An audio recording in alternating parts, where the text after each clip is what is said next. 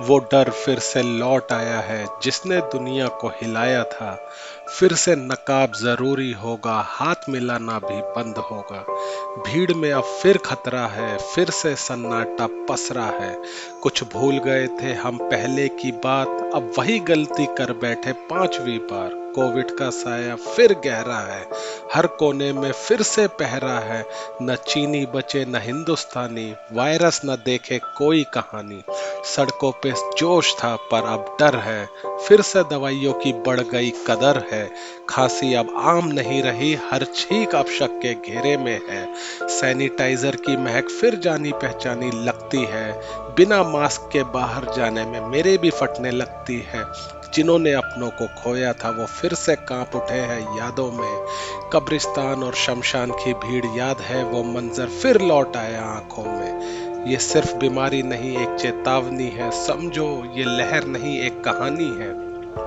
जो हंस रहे हैं कल रो सकते हैं, समय रहते जो जागे वही बच सकते हैं। ये वायरस चालाक है, हमारी गलती का इंतजार करता है। बाजारों की चहल पहल फीकी पड़ी, फिर से दुख रुकने को जिंदगी तैयार खड़ी।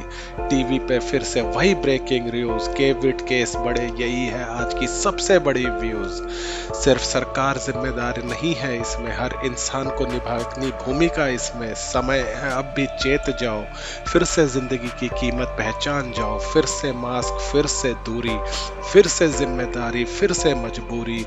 कहीं किसी गली में ताला लगेगा, कहीं कोई अपनों से दूर रहेगा। कोविड ने सिखाया था सबक पर भूल गए हम हर वो पन्ना। अब फिर वही किताब खुली है, फिर से कोरोना की स्याही चली है। टीका लगवाओ, मास्क लगाओ, कोरोना को हर कीमत पे दूर भगाओ। बड़ों को समझाओ, बच्चों को सिखाओ, कोविड से खुद भी बचो और सबको बचाओ। जय हिंद। तो नमस्कार दोस्तों, आप सभी का स्वागत है आप ही के अपने चैनल पे दोस्तों।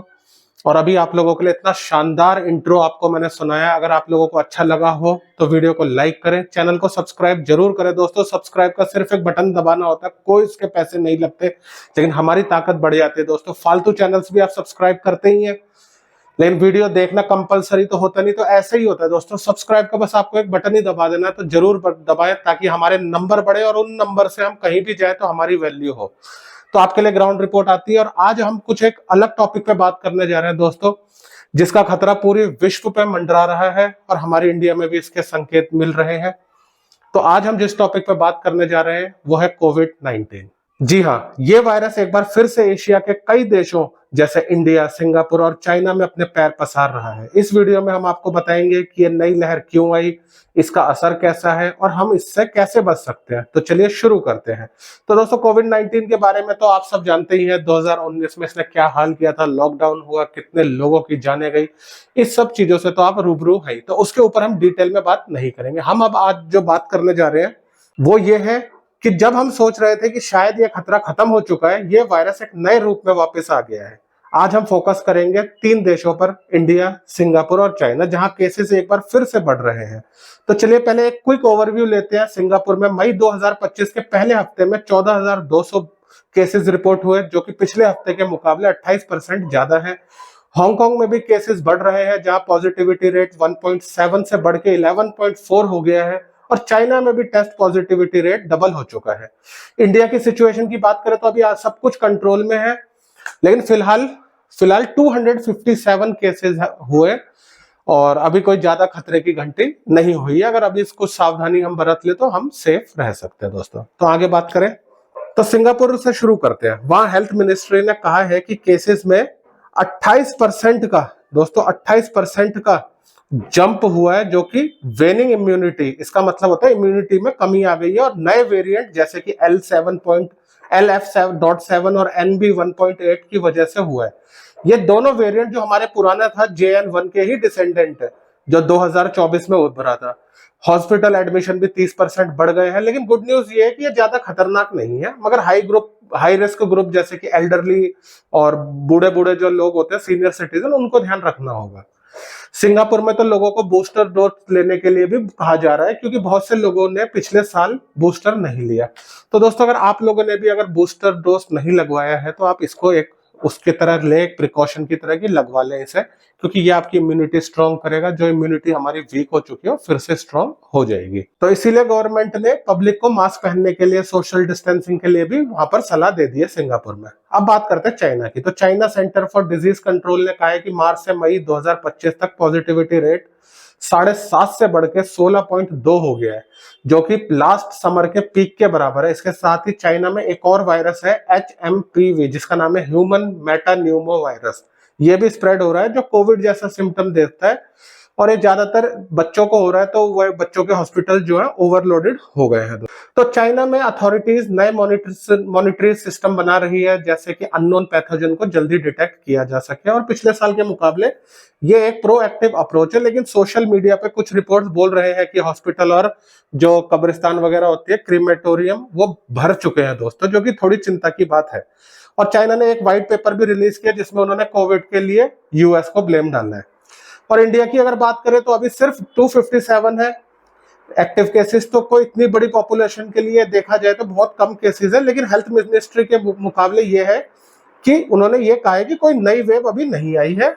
और सबसे बड़ी चीज उन्होंने ये कही है कि जो ज्यादातर केसेस आए भी है वो एकदम माइल्ड है, जैसे सर्दी जुकाम खांसी, बेसिक चीज है जैसे फ्लू इन्फ्लुएंजा में होता है। लेकिन सिंगापुर और हांगकांग के केसेस को देखकर इंडिया को भी अलर्ट रहना चाहिए, और अलर्ट है भी। तो national centre for disease control और ICMR ने एक रिव्यू मीटिंग की है, जिसमें हॉस्पिटलों को तैयार रखने के लिए भी उन्होंने दिशा निर्देश दिए हैं। और अगर इंडिया की बात करें तो इंडिया के जो बॉलीवुड स्टार है एक शिल्पा शिरोडकर, वो पॉजिटिविटी रेट में उनका पॉजिटिव आया है। और दूसरे हमारे जो ट्रेविस हेड आए थे IPL खेलने, वो बीच में ही साइड हो गए क्योंकि उनका भी पॉजिटिविटी जो थी वो पॉजिटिव आई है। तो वो इन दोनों को एक तरीके से कोविड हो गया है। तो ये दिखाता है कि वायरस अब भी एक्टिव है और कोई भी इसकी चपेट में आ सकता है। तो इसे इसलिए हमें थोड़ी सी सावधानी तो रखनी होगी, खास करके जब हम बाहर ट्रेवल कर रहे हो। अब सवाल है कि ये केसेस क्यों बढ़ रहे हैं। और देखिए, केसेस बढ़ने का सबसे बड़ा कारण जो मैं आपको बताने जा रहा हूं वो है इम्यूनिटी, वेनिंग इम्यूनिटी, मतलब घटती हुई इम्यूनिटी। अब जिन्होंने बूस्टर डोज लगवाए थे, 1 साल के अंदर बॉडी उस जो बाहर से हमने लिया था इंजेक्शन, उसके जो पावर थी वो एक तरीके से पावर कम हो रही है, तो हमें वायरस दबोच लेता है। तो इसीलिए सबसे पहले तो बूस्टर डोज के लिए कहा गया है कि सबको बूस्टर डोज जरूर लगवाना चाहिए। और सिंगापुर के लोगों का कहना है कि बहुत से लोगों ने 1 साल से ज्यादा समय से बूस्टर नहीं लिया और उनकी इम्यूनिटी कमजोर हो गई है। और दूसरा कारण यह है कि ये जो नया वेरिएंट आया है LF.7 और NB1.8, जो सिंगापुर में सबसे ज्यादा डोमिनेंट है, ये वेरिएंट ज्यादा ट्रांसमिसेबल है। इसका मतलब होता है कि ट्रांसफर जल्दी हो जाता है, कि आसानी से, छोटा सा आपने छींक मारी दूसरे को लग गया, इस तरीके से फास्ट जल्दी से कैप्चर कर लेता है बंदों को। लेकिन इसकी वजह से वायरस जो है बहुत आसानी से फैल रहा है, खास करके क्राउडेड प्लेसेस में। और इंडिया में भी J1 का जो .1 वाला केस है, उसका अभी तक कोई ऑफिशियल कॉन्फर्मेशन आई नहीं है। तो इसलिए घबराने वाली कोई ऐसी बात नहीं, अभी तक इसके बारे में पुख्ता रिपोर्ट आई नहीं है। बस यही है कि केसेस कितने, उन्हीं की बातें चलती है। तीसरा फैक्टर है सीजनल चेंजेस और सोशल गैदरिंग। जैसे थाईलैंड में अभी एक फेस्टिवल हुआ था सॉन्क्रन, और उसके बाद वहां पर केसेस बढ़ गए। वैसे एशिया के देशों में भी कई सारे सोशल इवेंट होते हैं जो कि इनको बढ़ावा दे सकते हैं। देखिए, आप लोगों को एक चीज तो पता है, जब गर्मियों का मौसम होता है तो उस टाइम पे जो रेस्पिरेटरी डिजीजेस होती है, जो हमारे फेफड़ों को अफेक्ट करती है, उनकी जो बढ़ने की पावर होती है कम होती है। धूप गर्म है इंडिया की, लेकिन ठंड में ये ज्यादा हो जाती है। तो ठंड के टाइम पे जैसे दिवाली, क्रिसमस या त्योहार आते हैं, तो इनमें लोगों की गैदरिंग होती है, मार्केट में जाते हैं, यहाँ वहाँ शॉपिंग करते हैं, तो वहां चांसेस रहता है कि आप काफी सेफ रहे। तो ये सर्च का असर डेली लाइफ पर भी दिख रहा है। हांगकांग पर जो पॉप स्टार था ईजन चैन को अपने ताइवान कॉन्सर्ट को कैंसिल करना पड़ा क्योंकि वो कोविड पॉजिटिव हो गया। सिंगापुर में हॉस्पिटल पे प्रेशर बढ़ रहा है, लोगों को वापस मास्क पहनने की हैबिट डाल रहे हैं। और इंडिया में अभी कोई ऐसी बड़ा इम्पैक्ट नहीं है, लेकिन सावधानी तो बरतनी होगी, होने के बाद क्यों पछताना है। तो हेल्थ अथॉरिटीज क्या करे, तो सिंगापुर में हेल्थ अथॉरिटी जो है, जो कि वहाँ की हेल्थ मिनिस्ट्री है, उन्होंने हॉस्पिटल को अलर्ट कर दिया है कि बूस्टर कैंपेन को आगे बढ़ाओ। और वो सीवेज सर्वेलेंस भी कर रहे हैं जिससे वायरल लोड मॉनिटर हो जाए। और चाइना में नए मॉनिटरिंग सिस्टम बनाए जा रहे हैं, और इंडिया में भी रेगुलर रिव्यू मीटिंग हो रही है। अब बात करेंगे वैक्सीनेशन का। देखो दोस्तों, अगर कोविड से बचना है तो सबसे बड़ी, जैसा हमारी गवर्नमेंट, हमारी सरकार ने बताया, कोविड-19 वैक्सीनेशन। वैक्सीनेशन ही इसका सबसे बड़ा बचाव है। तो जिन जिन लोगों ने वैक्सीनेशन नहीं किया उनको वैक्सीनेशन करा लेना चाहिए, ताकि इससे बचा जा सके, नई वेव में आप इसके शिकार ना हो जाओ। और सिंगापुर के डॉक्टर का कहना है कि जो हाई ग्रुप वाले, हाई रिस्क के ग्रुप है, जो 65 साल से ऊपर के हैं, उनको तो हर साल बूस्टर लेना चाहिए। और इंडिया में भी हेल्थ ऑफिशियल लोगों से रिक्वेस्ट करते हैं कि भाई अपने वैक्सीनेशन अपडेट रखो, अगर आपने 1 साल से बूस्टर नहीं लिया तो डॉक्टर से कंसल्ट करो। अब थोड़ी बात करेंगे सिम्टम्स की। तो देखो कोविड के सिम्टम्स वही है, आपको पता ही है, बुखार, खांसी, गला खराब, थकान और सांस लेने में दिक्कत। अगर आपको ये सिम्टम दिखते हैं तो तुरंत टेस्ट करवाएं, क्योंकि LF.7 और NB1.8 वेरिएंट के केसेस ज्यादातर माइल्ड है, लेकिन हाई रिस्क ग्रुप जो होता है, जो कि एल्डरली होता है, उनके ऊपर कॉम्प्लिकेशंस आ सकती है, सांस घुट लेने में दिक्कत सीरियस लेवल पर जा सकता है। तो उनका, अगर आपके घर में बुजुर्ग वगैरह है तो आप लोगों को उनका ध्यान बहुत ज्यादा रखना है, और बच्चों का। और टेस्टिंग के लिए तो आप लोगों को पता ही है, वही RT-PCR और रैपिड एंटीजन टेस्ट अब भी रिलायबल है। इंडिया में अगर आप रिसेंटली कहीं से बाहर विदेश से घूम फिर कर आए हैं और आपको वैसे सिम्टम फील हो रहे हैं तो 5 दिन के लिए अपने आप को एक खोपचे में बंद कर लीजिए और टेस्ट जरूर करवाएं। सिंगापुर और चाइना में भी टेस्टिंग को बढ़ावा दिया जा रहा है ताकि स्प्रेड को जल्दी रोका जा सके। अब बात करते हैं प्रिवेंशन की। देखो सबसे पहला स्टेप, देखो सबसे, आप लोगों को पता है ये दूसरे से फैलता है, तो अगर आप दूसरे के पास जाओगे नहीं तो फैलेगा कैसे? तो इसका मतलब ये नहीं है कि दोस्त यार से आप दूर हो गए, इसका मतलब है क्राउडेड प्लेस में नहीं जाना।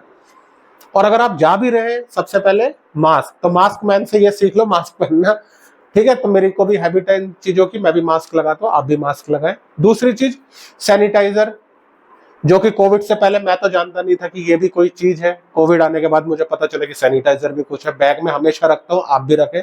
सस्ता सा आता है, जहां पर भी आपको लगता है कि आप कुछ लोगों से हाथ वाथ मिला रहे हैं, गंदी चीजें छू रहे, तुरंत हाथ में डाल लें, ठीक है? तो ये मास्क, सैनिटाइजर, N95 वाला जो होता है या सर्जिकल मास्क पहनिए, तो ये आपका एक अच्छा प्रिकॉशन हो सकता है। दूसरा और सबसे मेन यहाँ पर आता है हाइजीन का ध्यान रखना, कि हाथ हमेशा धो।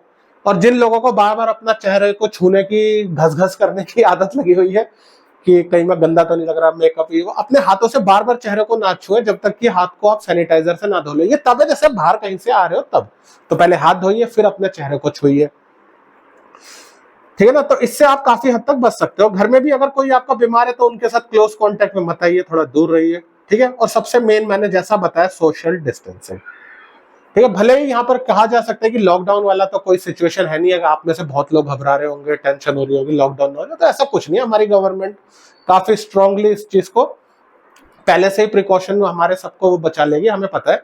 तो उनकी तरफ से तो सारी फैसिलिटी हमें मिल जाएंगी, तो घबराने वाली कोई बात नहीं, लॉकडाउन कुछ नहीं होगा, ठीक है? लॉकडाउन जैसी कोई सिचुएशन नहीं आएगी। हाँ, लेकिन अगर आप क्राउडेड में जा रहे हैं, जैसा मैंने बताया, थोड़ा सा आपको सावधानी बरतनी जरूरी है। और अगर आप ट्रैवल कर रहे हैं, ट्रैवल करते वक्त आपको सबसे ज्यादा ध्यान रखना, आप सिंगापुर, हांगकांग या चाइना की साइड अगर जा रहे हैं तो वहां आपको काफी सेफ रहना पड़ेगा, क्योंकि वहां पर सबसे ज्यादा इनका सर्ज आता है, पीक आता है, तो वहां पर जल्दी चांसेस है आप उससे लक्षण में आ जाए अगर आप लोगों के बीच में ज्यादा जाए। अब थोड़ी सी मिथ की बात कर लेते हैं। मिथ मतलब होता है लोगों ने जो धारणाएं बना रखी है, ठीक है? कि सोशल मीडिया पे लोग बोल रहे हैं कि भाई ये नए वेव दुनिया भर में आतंक मचा देगी, कोई वैक्सीन काम नहीं करेगा, इस बार तो सीधा ट्यों ट्यों ट्यों हो जाएगा। तो वो सब चीजें भैया मत मानना, टेंशन मत लेना, क्योंकि टेंशन लोगे चिंता चिता समान है, ये कहावत आपने सुनी है, तो टेंशन लेने का नहीं। दूसरा, वैक्सीन अभी भी, देखो वैक्सीन अगर आप लगवाते हो तो सबसे मेन बेनिफिट इसका ये मत सोचो कि आपको कोविड नहीं होगा, आप ये सोचो अगर कोविड हो भी गया उसकी कॉम्प्लिकेशन से नहीं होंगी। कहने का मतलब सर्दी जुकाम सा होके निकल जाएगा, कोई बॉडी को फर्क ही नहीं पड़ा, समझ रहे हो? सिम्टम्स आपके कंट्रोल कर देगा। तो वैक्सीनेशन तो आपको जरूर लगाना है, ठीक है? तो सोशल मीडिया की पोस्टों पे बिल्कुल नहीं आना आप लोगों को कि डरा दिया ये वो करके। बाकी इंडिया की तैयारी कैसी है? हमारे पास आयुष्मान भारत जैसी योजनाएं हैं, हेल्थ केयर को बेहतर करती है। हॉस्पिटल अब पहले से ज्यादा इक्विप्ड है। पहले आपको पता ऑक्सीजन की काफी दिक्कत हो गई थी उस टाइम पे, लेकिन अब सरकार को पता है क्या क्या चीजें कोविड के टाइम पे जरूरत है, तो सरकार ने सब चीजों की फैसिलिटी हमारे लिए करके रखी हुई है, तो घबराने की कोई बात नहीं है। हॉस्पिटल में तगड़े तगड़े ICU है, तगड़े तगड़े पोर्टेबल ऑक्सीजन मशीनें आ गई है, तो घबराने वाली कोई बात ऐसी नहीं है, ठीक है? तो यहाँ पर सबसे मेन चीज जो बताने वाली यही थी कि आप इससे कैसे बच सकते हैं। और हो भी जाए कोई ऐसी बात नहीं घबराने वाली, अपना चुपचाप घर में रहिए, दबा के खाना पीना खाइए, दबा के जितना खा सकते हैं पेट भर भर के, दिमाग से निकाल दीजिए कोविड है, बस ये सोचिए सर्दी जुकाम खांसी बुखार चलता रहेगा बारंबार ठीक है दोस्तों? तो घबराने का नहीं। वीडियो कैसी लगी कमेंट करके बताएं। इस टाइप की वीडियोस अगर आपको साथ साथ देखने तो उसके बारे में भी कमेंट में बताएं। और आपके वहां अगर कोई अभियान वगैरह चल रहा है तो उसके बारे में बताएं। माँ यमुना की सफाई में हमारे साथ जुड़े रहे, चैनल को सब्सक्राइब करके, क्योंकि कोई पैसे नहीं लगते। वीडियो के बारे में आपकी क्या राय है जरूर कमेंट लिखें। ठीक है दोस्तों, और आपको इसी तरह अच्छी नए नए टॉपिक पे भी वीडियो लाते रहेंगे। माँ यमुना की सफाई का अभियान भी चलता रहेगा। चैनल को सब्सक्राइब जरूर करें, कोई पैसा नहीं लगेगा, लेकिन वो बढ़ा हुआ नंबर हमें जरूर ताकत बनाएगा। तो जय हिंद।